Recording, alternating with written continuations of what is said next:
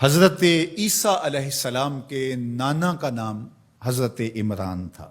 حضرت عمران کے ہاں اولاد نہیں تھی، ان کی زوجہ حضرت حنہ سلام اللہ علیہا، پیغمبروں کا خاندان ہے، پیغمبروں کی صحبت ہے، تو وہ بھی صبر شکر کر کے اللہ کی رضا پہ راضی تھی۔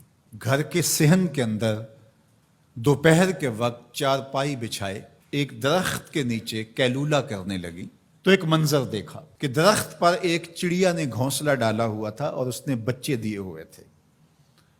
وہ کہیں سے اڑ کے جا کے دانہ اٹھا کے لاتی اور بچہ چونچ کھولتا اور ماں اس کی چونچ میں دانہ ڈال دی۔ چڑیا کے بچے کے ساتھ چڑیا کی محبت کو دیکھا تو حضرت حنہ کا دل چوٹ کھا گیا اور بارگاہ عزدی میں عرض کی، مالک تو نے جانوروں کو بھی بچے دیے ہیں اور وہ ان سے پیار کر رہے ہیں، تیرے دربار میں کیا کمی ہے اگر تو مجھے اولاد عطا کر دے۔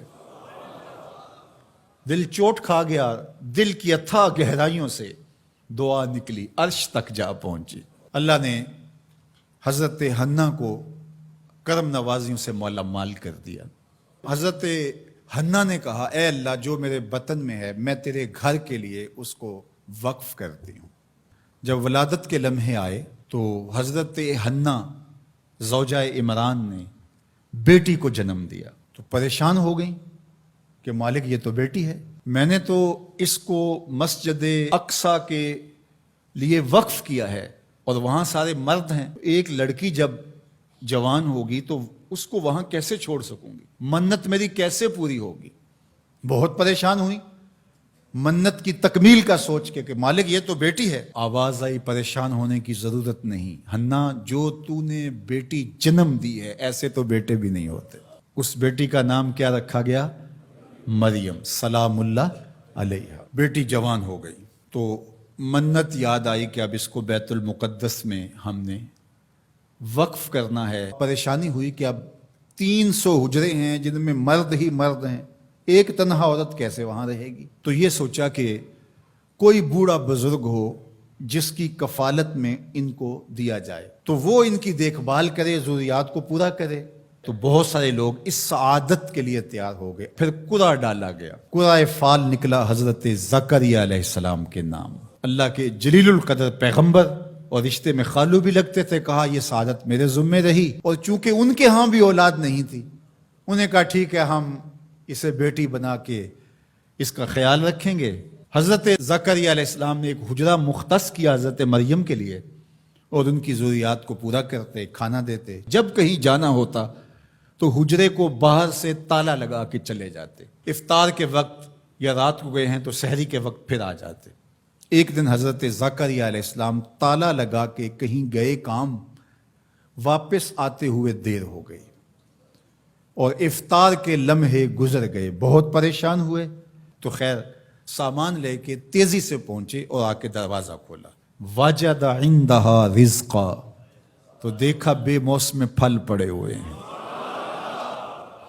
حیرت تو یہ تھی کہ پھل ہیں، دروازہ مقفل ہے، باہر سے کوئی اندر نہیں جا سکتا، اندر سے کوئی باہر نہیں آ سکتا، پھل کیسے آئے؟ پہلی حیرت تو یہ، پھر پھل بھی بے موسم۔ قال یا مریم ان لک ھذا، اے مریم یہ کہاں سے آئے؟ قالت ھو من عند اللہ، کہا یہ میرے اللہ کی طرف سے آئے، یہ مجھے میرے رب نے دیے ہیں۔ ان اللہ یرزق من یشاء بغیر حساب، وہ جس کو چاہتا ہے بغیر حساب کے عطا کرتا ہے، اس کے لیے کوئی مشکل نہیں ہے۔ جو ماں کے پیٹ میں بچے کو رزق دیتا ہے، انڈے میں چوزے کو رزق دیتا ہے، وہ حجرہ مریم میں مریم کو رزق نہیں دے سکتا؟ اب حضرت زکریہ علیہ السلام کا ذکر آپ نے سنا کہ ان کے ہاں اولاد نہیں تھی، اور عمر کتنی ہو گئی تھی؟ 120 سال، اور آپ کی زوجہ کی عمر 100 سال ہوگی، تو اب تو امید بھی ختم ہو گئی اولاد کی۔ لیکن جب بے موسم پھل دیکھے نا تو اندر چھپی ہوئی امید کی موہوم سی جو چنگاری تھی وہ بھڑک اٹھی، اور حضرت زکریہ نے ہاتھ پھیلا لیے، ہنالک دعا زکریہ رب، مالک جب تو مریم کو بے موسم پھل دے سکتا ہے، میرے شجر عمر پر اولاد کے آنے کا موسم بیت گیا ہے، لیکن مالک کیا تو مجھے بے موسمی اولاد نہیں دے سکتا؟ حضرت زکریا وہیں کھڑے ہو کے دعا مانگنے لگے. معلوم ہوا جہاں رحمتیں اترتی دکھائی دیں وہاں دعا مانگی جاتی ہے. ہم جب اللہ والوں کی قربت میں جا کے اللہ سے دعا مانگتے ہیں تو کچھ لوگ معترض ہوتے ہیں کہ اللہ تو ہر جگہ موجود ہے، یہاں کیوں مانگ رہے ہو؟ مسجد اقصی پاس ہے لیکن حجرہ مریم میں اللہ کا پیغمبر دعا مانگ رہا ہے، وہاں رحمت آنکھوں سے اترتے ہوئے دیکھی. ان رحمت اللہ قریب من المحسنین، اللہ قرآن میں فرماتا ہے میری رحمت محسنین نیکوکاروں کے نیڑے ہوتی ہے. اس لیے ہم اللہ والوں کے قریب جا کے اللہ سے مانگتے ہیں، مالک تیری رحمتیں یہاں برس رہی. ہنالک دعا زکریا ربہ، وہیں کھڑے ہو کے دعا مانگنا شروع کر دی، اللہ مجھے ستھری اولاد عطا کر دے. پھر کیا ہوا کہ کہا گیا یہاں دعا کیوں مانگ رہے ہو، میرے گھر میں آؤ. کہا گیا نبی ہو کے ولیہ کے حجرے میں دعا مانگ رہے ہو، تمہیں کچھ نہیں دیا جائے گا. نہیں، سنو قرآن سنو. فنادتہ الملائکہ، فرشتے آ کے پکار کرنے لگے. کب؟ وَهُوَ قَائِمٌ يُصَلِّي فِي الْمِحْرَابِ، وہ حجرے میں کھڑے ابھی دعائیں مانگ ہی رہے تھے. فرشتوں نے آ کے ندا دی کیا؟ ان اللہ یبشرک بیحییٰ، اے زکریا تمہیں مبارک ہو، ہم تمہیں یحییٰ عطا فرمائیں گے. اولاد مانگی ہے تو یحییٰ ملے گا، لیکن اکیلی اولاد نہیں مانگی، ذریۃً طیبہ، ستھری اولاد مانگی ہے، پاک اولاد مانگی ہے.